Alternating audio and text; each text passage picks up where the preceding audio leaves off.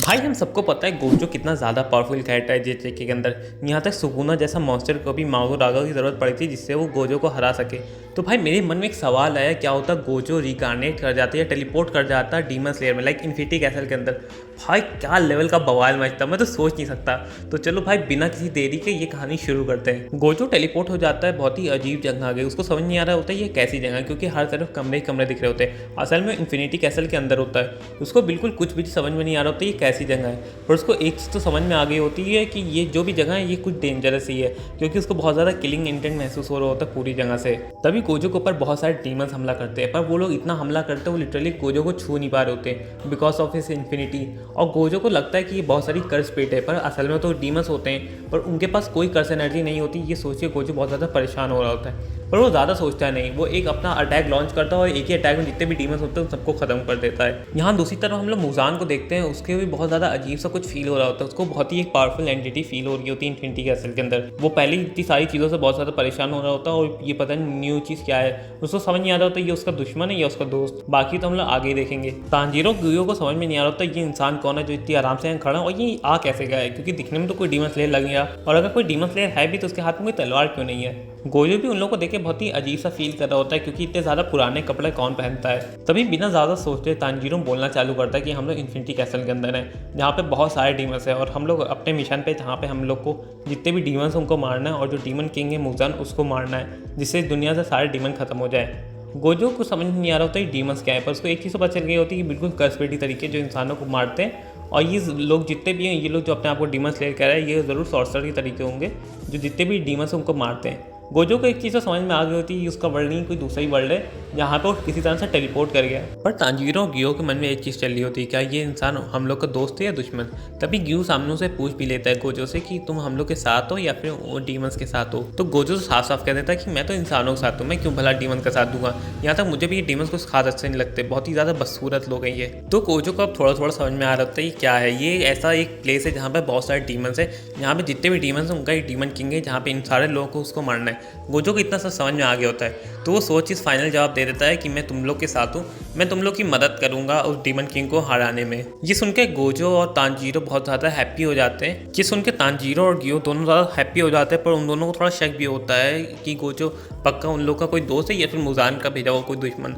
बाकी वो लोग इतना सोचते ही, तभी उन लोग के सामने अकाज़ा आ जाता है। अकाज़ा को देख के तांजीरो इतना ज़्यादा गुस्सा हो जाता है, उसके लिटरली वो पहले हमला करने दौड़ पड़ता है, बट सडनली गियो उसको पीछे से आवाज़ लगाता है तो अपने आप को थोड़ा संभालता है। तभी अकाज़ा की नज़र गोजो पे जाती है, वो गोजो को देखता है, वो पता नहीं कि उसके मन में कैसी फीलिंग आ रही होती। उसके मन में सिर्फ एक फीलिंग आ रही होती, कुछ भी हो जाए इस बंदे से लड़ना नहीं। पर हम सब अकाज़ा को जानती है कि वो जितना खतरनाक फाइटर उसको दिखे उसको उतना ही ज़्यादा मज़ा आता है लड़ने में।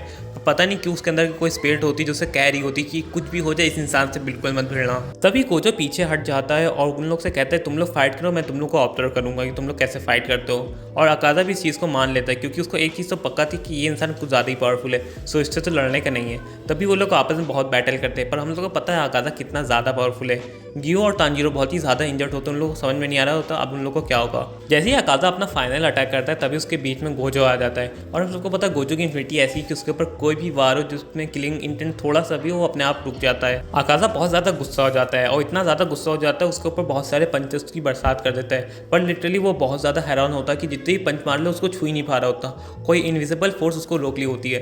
अकाज़ा का दिमाग बहुत ज़्यादा खराब हो जाता है। वहीं दूसरी तरफ से गोजो जो हंस रहा होता है वो तो अकाज़ा के मज़े ले रहा होता है। गोजो अकाज़ा से कहता है मेरी जान आज चाहिए, फासले मिटा दे और एक हो जाए। अकाज़ा को ये सुन के बहुत ज़्यादा गुस्सा आता है, वो लिटरली एक बहुत ही पावरफुल पंच गोजो के ऊपर मारता है, पर उसका कोई भी असर नहीं होता उसके ऊपर। तभी गोजो अपना एक बहुत ही पावरफुल पर्पल हॉलो बनाता है और वो अकाज़ा की तरफ छोड़ देता है। अकाज़ा की पूरी बॉडी लगभग आधे से ज़्यादा बॉडी डिस्ट्रॉयड हो जाती है, पर सडनली हम लोग देखते हैं कि गोजो के सामने ही अकाज़ा रीजनरेट कर लेता है। तो गोजो कहता है इंटरेस्टिंग कि तुम रिजनरेट कर सकते हो, ये तो काफ़ी अच्छी टेक्निक है। तभी अकाज़ा कहता है तुमने देखा है कि मैं क्या क्या कर सकता हूँ, और मुंह बंद करो चुपचाप फाइट करो। वहीं वो फिर से बहुत सारे पंचेस करता है, पर उसका कोई फायदा नहीं हो रहा होता क्योंकि वो गोजो को छू ही नहीं पा रहा होता है।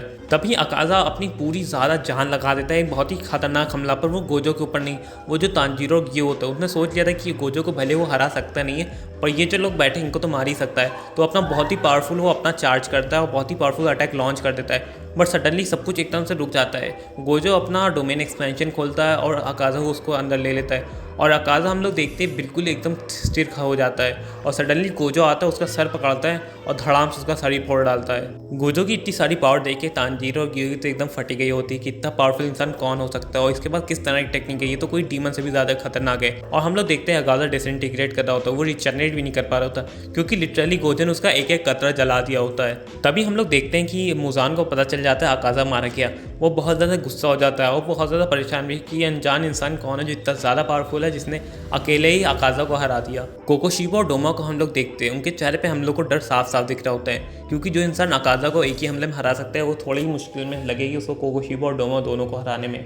और उन लोगों को पता चल गया है कि गोजो बहुत ही ज़्यादा खतरनाक है, तो उन लोग डिसाइड करते हैं कि गोजो से तो नहीं भिड़ेंगे पर बाकी जितने भी डीमन स्लेयर हैं उन सबको आज मार देंगे इन्फिनिटी कैसल के अंदर। तभी गोजो उन लोग की तरफ बढ़ता है, तांजीरो ग्यू को हाथ देता है और उन लोग को उठाता है और सडनली वो अपनी रियर्स कर टेक्निक यूज़ करता है, दोनों की हील कर देता है। तांजीरो को बिल्कुल समझ में नहीं आ रहा होता ये इंसान कहाँ से आया, वो इतना ज़्यादा पावरफुल कैसे, और उसके बाद ये किस तरह की टेक्निक या किस तरह का ब्लड मैनिपुलेशन है जो लिटरली दूसरों को हील भी कर सकता है, अपने दुश्मनों को हरा भी सकता है, मतलब इतना ज़्यादा पावरफुल कोई कैसे हो सकता है।